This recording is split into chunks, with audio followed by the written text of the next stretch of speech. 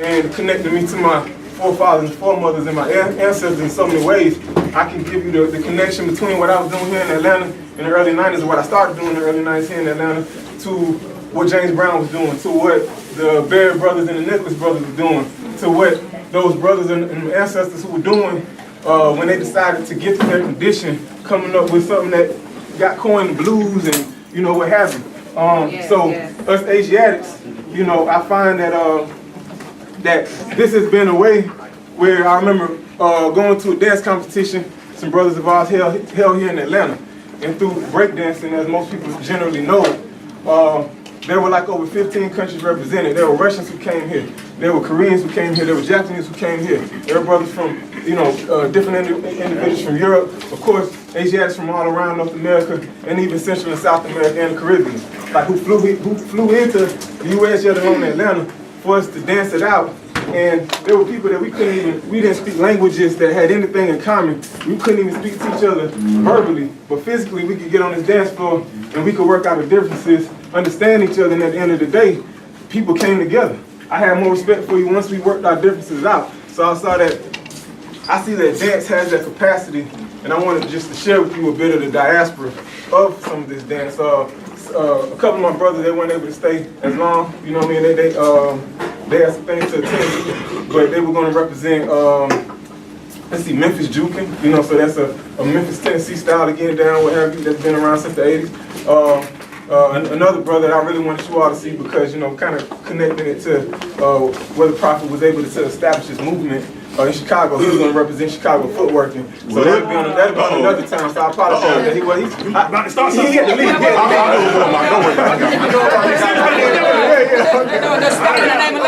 Well, you all could have checked that to make sure, like, okay, because the people that I call, I can't do all these dance styles, but I called on people who are proficient students of these dance styles and understand the connection and content. Just real quick, I just wanted to read chapter 45 in the circle 7, the divine origin of the Asiatic nation. This one. The fallen sons and daughters of the Asiatic nations of North America need to learn to love instead of hate, and to know their higher self and lower self. This is the uniting of the Holy Quran of Mecca for teaching and instructing all Moorish Americans, etc. The key of civilization was in the hands of the Asiatic nations, the Moorish, who were ancient Moabites, are the founders of the holy city of Mecca.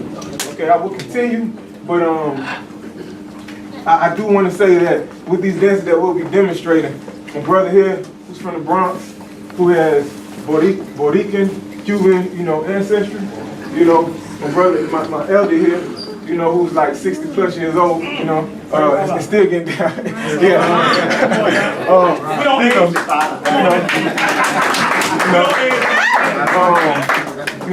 Representing for Puerto Rico, my sister here, Stephanie, aka Lady Scarecrow, here from the States, and just like I was saying, we have our tribal affinities and distinctions, what have you. So, through this dancing, I've been able to share some with her, share a certain perspective of how to identify and connect back to her ancestors, even through this dance. And of course, my brother here from Nigeria.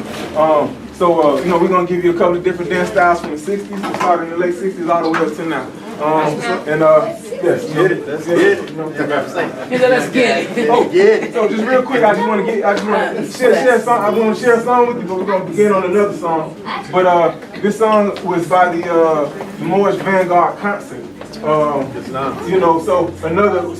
as the Grand Governor had asked, in our Moorish American demonstration, what is our food? What is our music? What is our dance? So I'm gonna give you a sample of some of that music, bro. Come on now. Go ahead. All right. What you got? All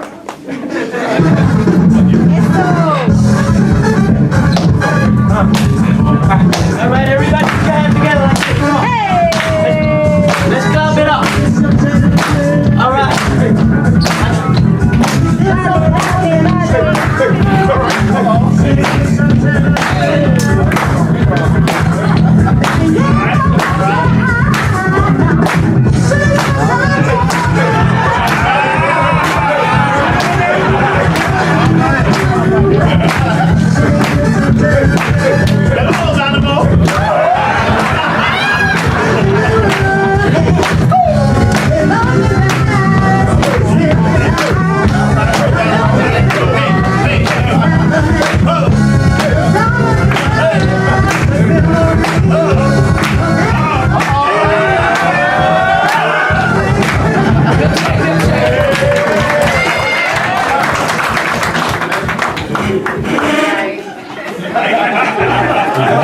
You notice how you do no split, right? You don't split. All right, so I'm gonna need everyone. I'm gonna need everyone.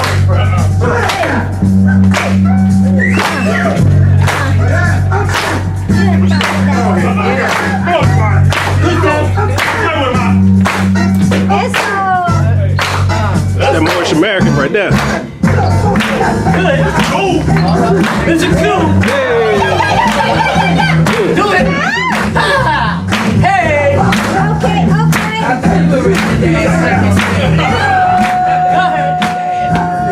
Come on.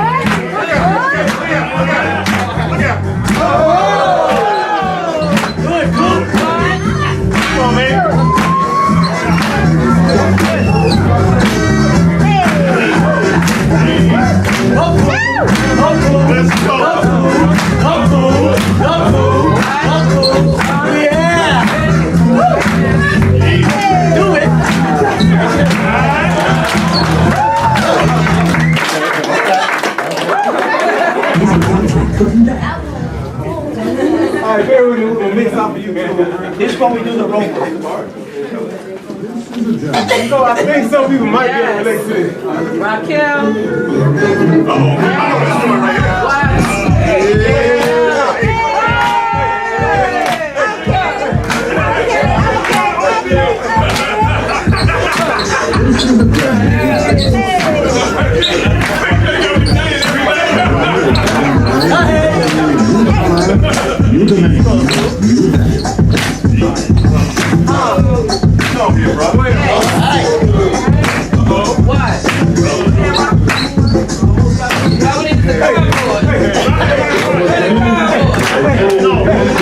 Pump up the volume, pump up the volume, pump up the volume, pump it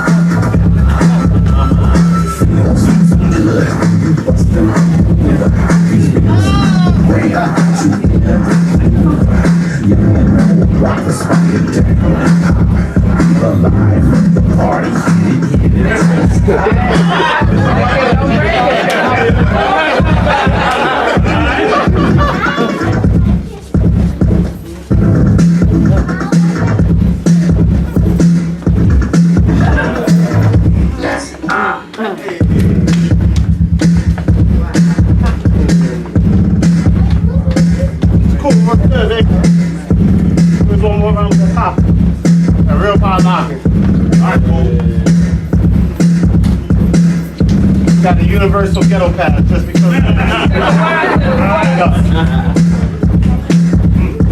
Squash plenty of beefs. That's too.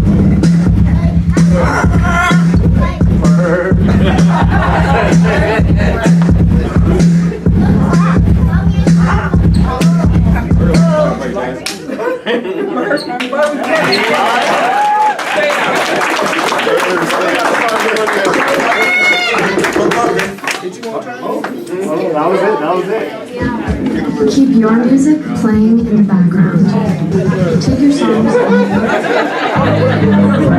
know you gotta do your commercial break. You gotta do your commercial break.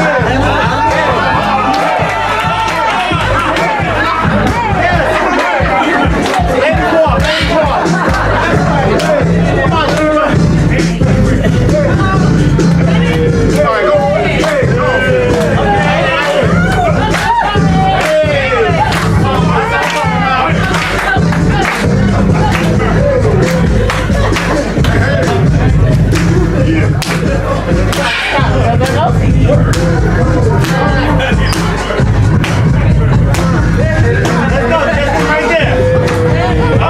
I can't be the only one You gotta get the point. Oh!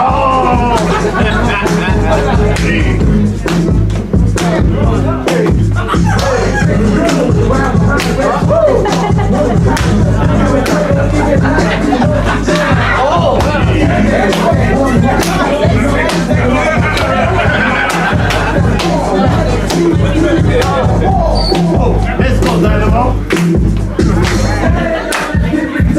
Uh-oh. What 32 looks like. Oh. 32.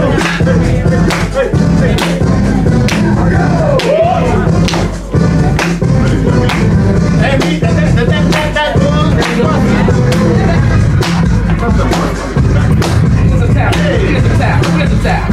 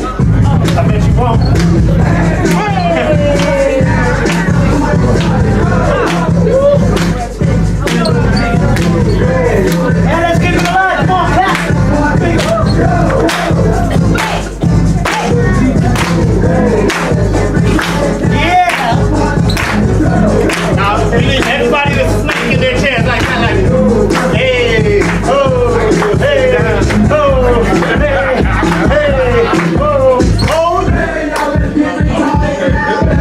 Go out like, oh. All right.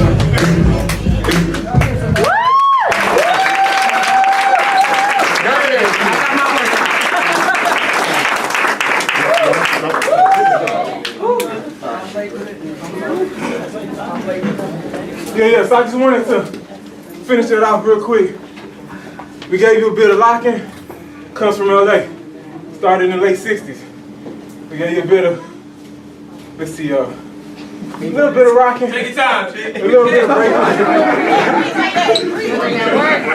Find the hole.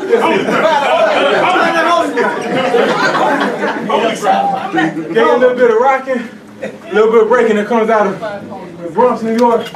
But it's still a New York thing, with the breaking as well, you know, the rocking. So that's where the colors that my brother Quick was wearing, performing right here with the Zulu Kings. He ain't started in the 80s, man. He ain't started in the 80s. Started in '73. Oh, yeah. So we're carrying on that tradition because this dance came from, for the brothers, you know, who did the rocking, who just came breaking. The brothers and the sisters who were doing this, you know, but mainly brothers, came from gang culture. And hip hop was their alternative to turn that destruction into construction. You know, so they were modeling themselves after the Nation of Islam. These brothers called the Black Spades out of the South Side, out of the South Bronx of New York, called the Black Spades. You know, and they were modeling themselves after the Black Panthers, the Nation of Islam. So they're like, yo, we need to do this nation. We need to police and protect our own communities. That's right. You know, and that's one reason I can identify with the foundation that Noble Drew Ali put us on, you know, and that final, you know, the religion demonstration that Lieutenant Grand Sheik gave, you know, tying us back to Islam, you know, or whomever's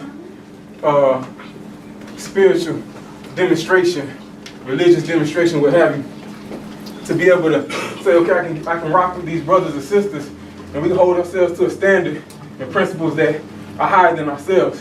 That's something I can say that there were brothers within the Black Spades, which, you know, certain divisions came out of that, came the Zulu Nation, Zulu Kings, what have you, so we continue some of those traditions.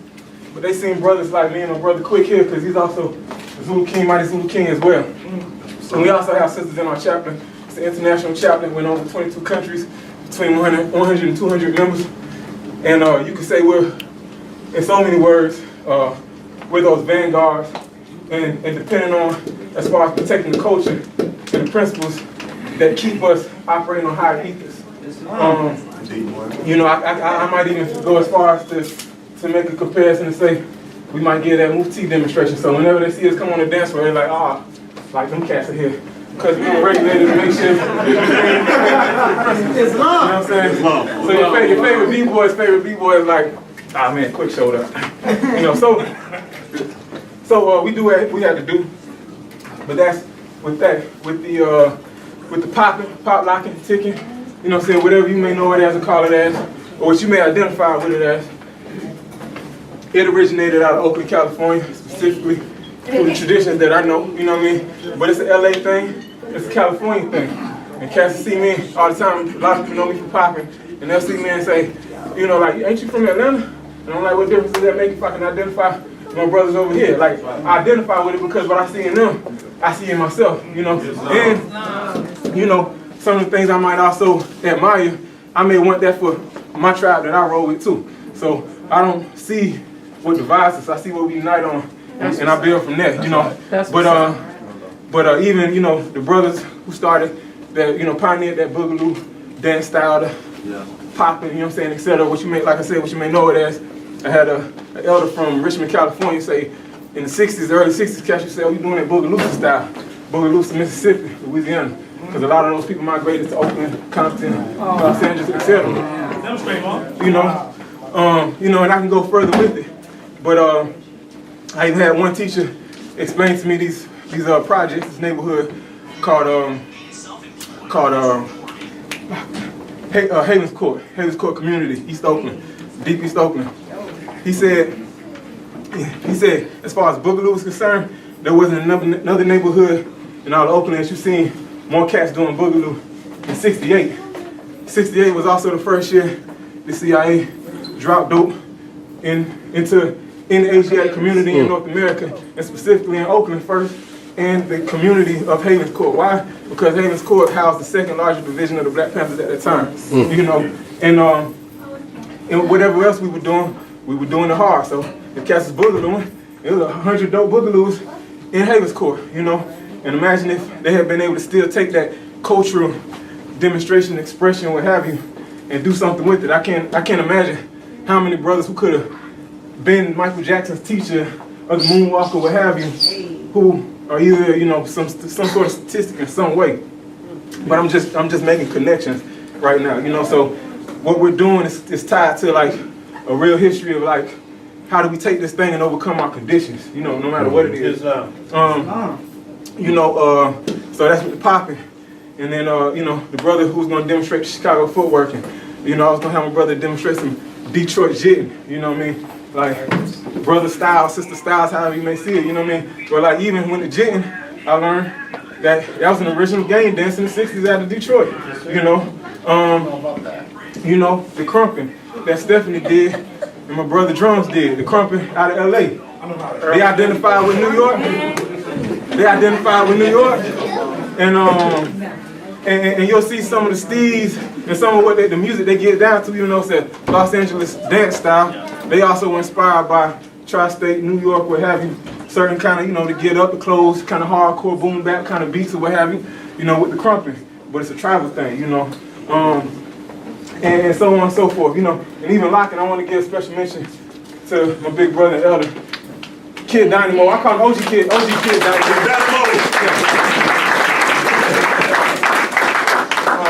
He helped pioneer, you know, when you know, you get down this, a lot of people say, oh, you're doing a rerun. Well, he was around that same time as well. But he was coming out of Puerto Rico and eventually went to New York, you know what I'm saying? And in Miami, etc., you know. But, I mean, he can even tell you, you know, even being a Puerto Rican, you know, Puerto Rican, even in Miami, you know, he would see the Asiatics in Miami. And he knew it was like, you know, quote unquote, that's black dance. That's a black dance style. But what I'm getting at, you know, and still Asiatic nonetheless, because we know our brothers when we see them. But But what I will say is that the Asiatics out of North America are the many things. When they do it, the world will follow. That's right. You know? So like it's one way I can see us being able to like unify, relearn ourselves, understand ourselves, and tap into what we do. We sometimes create some of these dances so easy, we have no idea what we're creating. And next thing you know, like we be like, I don't do that no more, but every Korean over here, every Japanese, every, you know what I mean, what have you, you know what I mean, like they're on it, and they're actually creating industry and economics out of it, what have you. So, so I just wanted to give you that little bit, you know, from what I know and what I understand, how I'm able to understand this this mighty movement, you know. So I just want to say gratitude again, and thank you for allowing us to. Praise the Lord.